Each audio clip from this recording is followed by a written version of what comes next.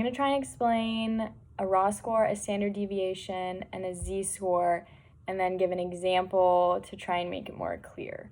So a raw score is the score given during an assessment before it has been altered. The standard deviation is how far away the score is from the mean when compared to a similar population. And then one standard deviation is 34% away from the mean. And the mean is just the average score of whoever took the assessment, the average scores of that population. And then having a lower standard deviation means that you are closer to the mean, and a higher standard deviation means that you are further away from the mean, either above or below. And then a standard score, also known as a z-score, is the raw score subtracted by the mean and divided by the standard deviation.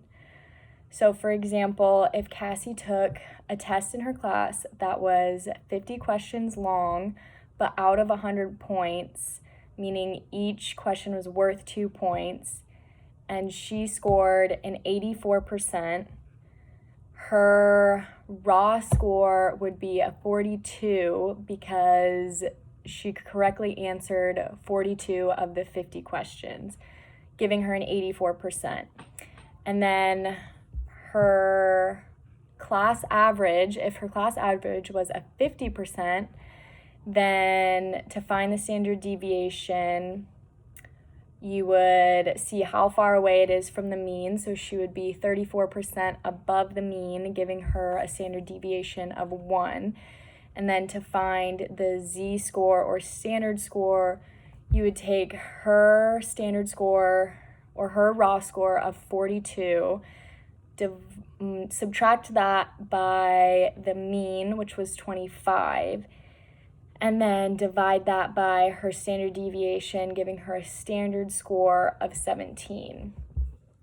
And then percentile is just where you rank amongst other people who are taking the same assessment or test or whatever it is.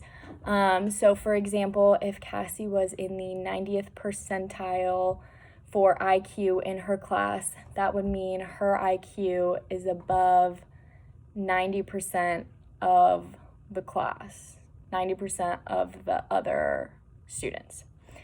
An age equivalent is just the average score for that particular age group or class. And then a confidence interval just shows how reliable the data is and how close the results are to the other scores. And then a medical-based OT approach focuses on addressing a deficit for anything that is intervening with daily functioning. And then a school-based OT is going to have that education component and still focusing on deficits, but then relating it back to education and getting them where they need to be in the school setting.